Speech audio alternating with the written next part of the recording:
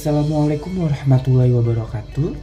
Kenalkan, nama saya Abdul Jafar dengan nomor NIM 61206230001 dari Perbankan Syariah. Akan sedikit menjelaskan pelaksanaan dan pembiayaan di Bank Syariah. Adapun yang pertama, pendahuluan. Mengapa pembiayaan syariah itu penting? Dari fungsi intermediasinya, bank menghimpun dan menyalurkan dana untuk mendukung kebutuhan masyarakat dan aktivitas ekonomi. Kemudian, berbasis akad. Transaksi yang menggunakan akad syariah sesuai karakteristik pembiayaan, pembukaan mekanisme bunga. Kemudian ada prinsip kehati-hatian. Setiap pembiayaan memerlukan verifikasi, analisis kelayakan, manajemen risiko, dan monitoring.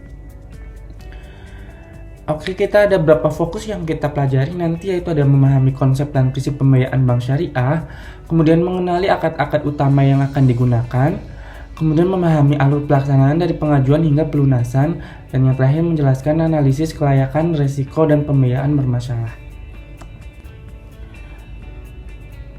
Kemudian apa yang dimaksud dengan perbankan syariah? Penyaluran dana berdasarkan kesepakatan dan akad syariah dengan hak dan kewajiban para pihak yang jelas. Prinsip utamanya yaitu keadilan. Keadilan sendiri adalah hak dan kewajiban para pihak proporsional. Kemudian ada kemitraan, hubungan bank nasabah dibangun sesuai akad. Kemudian ada transparansi, harga, margin, biaya, dan risiko dijelaskan. Kemudian ada kemaslahatan, pembiayaan diarahkan pada manfaat. Oke. Akad pembiayaan yang umum digunakan yaitu ada murabahah. Murabahah sendiri itu yaitu jual beli plus margin yang disepakati. Kemudian ada mudharabah, kerjasama pemilik modal dan pengelola. Kemudian ada musyarakah, kerjasama dengan kontribusi modal para pihak. Kemudian ada ijaroh, pemanfaatan barang dan jasa melalui sewa. Kemudian ada IMBT, sewa dengan mekanisme pemindahan kepemilikan. Kemudian ada salam bayar di muka barang diserahkan kemudahan. Kemudian ada istina, pemesanan pembuatan barang. Kemudian ada qard, pinjaman dengan pengembalian pokok. Alur pelaksanaan pembiayaan yang pertama ada pengajuan, kemudian ada verifikasi, analisis, persetujuan, akad, pencairan, monitoring, dan pelunasan. Setiap tahap harus terdokumentasi dan mengikuti kebijakan internal bank serta ketentuan.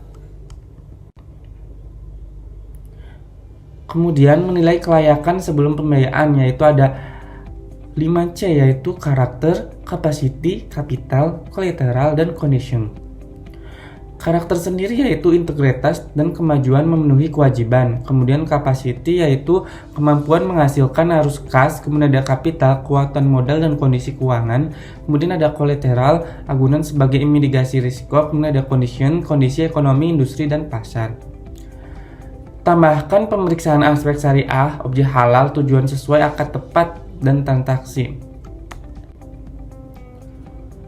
Kemudian ada aspek syariah dalam pembiayaan. Yang pertama ada objek yaitu halal dan sesuai ketentuan syariah. Kemudian ada akad, karakteristik transaksi. Kemudian ada transaksi tidak mengandung riba, maisir, gharar yang dilarang atau kezaliman. Kemudian ada transparansi, hak kewajiban, biaya, margin, dan risiko dijelaskan. Kepatuhan syariah bukan hanya pada nama produk tapi pada substansi. Kemudian setelah pencairan ada monitoring dan mitigasi. Monitoring sendiri yaitu ketepatan pembayaran, penggunaan dana, perkembangan usaha, arus kas, kondisi agunan. Kemudian ada risiko. Risiko yaitu gagal bayar, risiko usaha, risiko hukum, risiko operasional, dan risiko kepatuhan syariah. Kemudian ada mitigasi. Ada analisis, verifikasi, limit pembayaran, monitoring, dokumentasi, early warning. Tujuan utamanya yaitu untuk mendeteksi masalah sejak dini, menjaga kualitas aset dan kesehatan bank, melindungi kepentingan, menjaga pembiayaan tetap sesuai akad dan prinsip syariah. Apa yang dilakukan jika pembiayaan bermasalah? Yang pertama kita indikator awalnya dulu, yaitu yang pertama keterlambatan pembayaran, omset atau arus kas menurun, usaha mulai merugi, komunikasi dengan nasabah mulai melemah.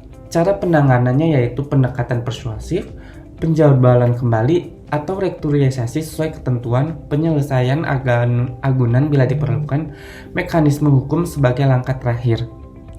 Prinsipnya yaitu identifikasi dini, komunikasi, penyelamatan pembiayaan, penyelesaian.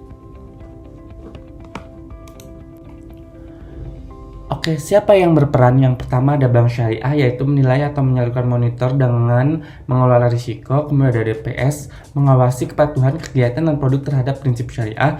Ada OJK yang mengatur dan mengawasi industri serta memperkuat perlindungan konsumen. Kemudian ada DSN MUI, menetapkan fatwa sebagai rujukan kesesuaian syariah. Oke, contoh sederhana pembayaran murah. Contoh kebutuhan mesin produksi, harga pokok ilustrasi 100 juta, kemudian harga jual setelah margin 120 juta. Prosesnya yaitu ada pengajuan, kemudian ada analisis kelayakan, akad dan transaksi, pembayaran sesuai jadwal, monitoring hingga lunas. Catatannya adalah angka hanyalah ilustrasi akademik, praktik nyata mengikuti akad, kebijakan bank, dan ketentuan yang berlaku.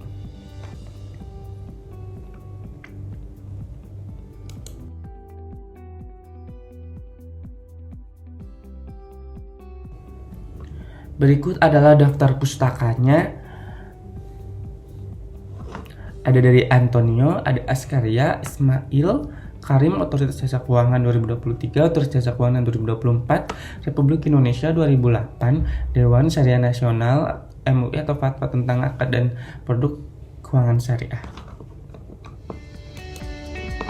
Mungkin itu saja yang bisa saya jelaskan, yang lebihnya saya mohon maaf. Wassalamualaikum warahmatullahi wabarakatuh.